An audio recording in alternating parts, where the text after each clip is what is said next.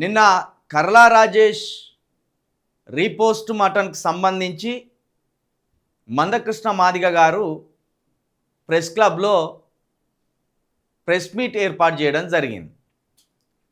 ఆ ప్రెస్ మీట్కి సంబంధించి కావచ్చు, కర్లా రాజేష్కు జరిగిన ఆ కుటుంబానికి జరిగిన అన్యాయానికి సంబంధించి కావచ్చు, దినపత్రికల్లో ఒక్క వార్తను కూడా కవర్ చేయలేదు. కర్లా రాజేష్ పోలీస్ స్టేషన్లో చంపబడి 4 నెలలు గడుస్తుంది. దొంగతనం నెపంతో పోలీస్ స్టేషన్లో సురేష్ రెడ్డి అనే ఎస్ఐ తీవ్రంగా హింసించి దుర్భాషలాడి కొట్టడం వల్ల గుండెపోటుతోటి కర్లా రాజేషు లాకప్ డెత్ అవ్వడం జరిగింది. దీనికి సంబంధించి విశారదన్ మహారాజ్ గారు కావచ్చు, మందకృష్ణ గారు కావచ్చు, కవిత గారు కావచ్చు, ఇంతమంది నాయకులు కర్లా రాజేష్ని కొట్టి చంపిన ఎస్ఐని సిఐని శాశ్వతంగా సస్పెండ్ చేయాలని, వాళ్ళను జైలుకు తరలించాలని డిమాండ్ చేసినా కూడా ఇంతవరకు రేవంత్ రెడ్డి గారు స్పందించలేదు. అదేవిధంగా సురేష్ రెడ్డిని సస్పెండ్ చేయలేదు, సిఐని సస్పెండ్ చేయలేదు. అక్కడ స్థానిక మంత్రిగా ఉన్న ఉత్తమ్ కుమార్ రెడ్డి గారు దీని మీద చర్యలు తీసుకోలేదు. ఆ కుటుంబానికి ఎలాంటి న్యాయం చేయలేదు. పైగా ఇంతమంది కొట్లాడుతా అంటే కూడా కనీసం ఏ పేపర్ కూడా ఒక వార్తను ప్రచురించడం లేదు.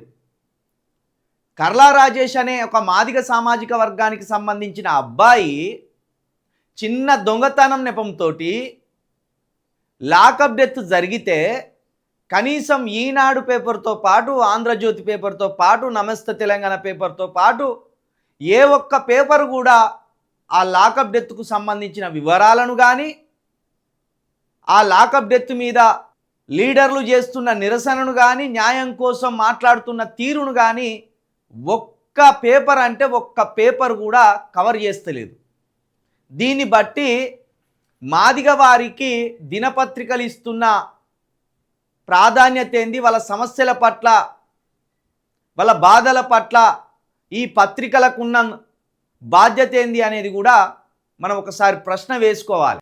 నిన్న సోమాజిగూడ ప్రెస్ మీట్లో మందకృష్ణ గారు కర్లా రాజేషు మృతదేహానికి మళ్ళీ రీపోస్ట్ మటన్ చేసి ఆయనను ఎక్కడెక్కడ కొడితే, ఏ విధంగా కొడితే ఆయన చనిపోయిందనేది మాకు నిజ నిర్ధారణ కావాలి అని డిమాండ్ చేస్తే కనీసం ఒక్క దినపత్రిక ఈ వార్తను రాసుకురాలేదంటే ఈ పత్రికలు ఎవరి కోసం పనిచేస్తున్నాయి, ఎందుకోసం పనిచేస్తున్నాయి అనేది మాదిగ వారు కావచ్చు, బీసీ సమాజం కావచ్చు, ఎస్టీ సమాజం కావచ్చు ఆలోచించాలి.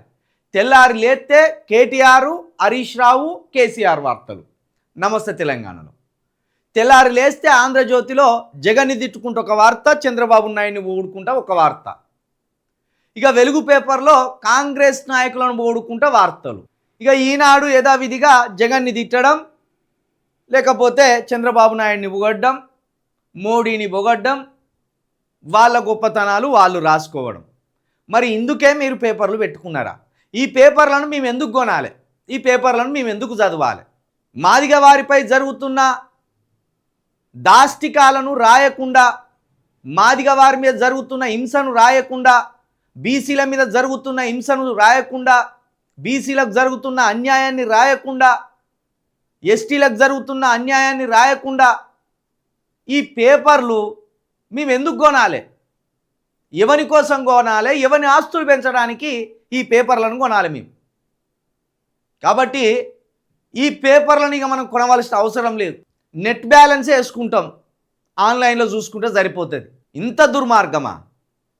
ఖచ్చితంగా కర్లా రాజేష్ మృతదేహానికి రీపోస్ట్ మటన్ చేయవలసిందే.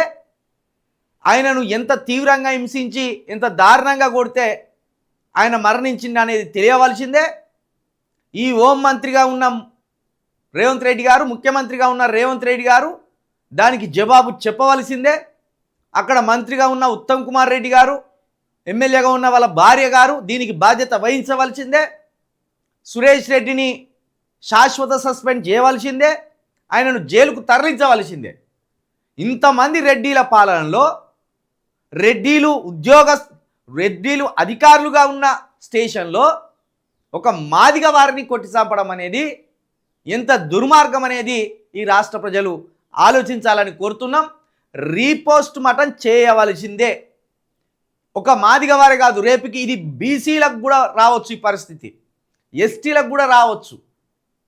గతంలో కూడా మరియమ్మను చంపింది కూడా మాదిగవారే, మరియమ్మ కూడా మాదిగవారే.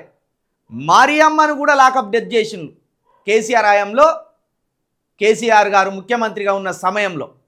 మరి ఒక్క మాదిగవారే లాకప్ డెత్ ఎందుకు అవుతున్నారు?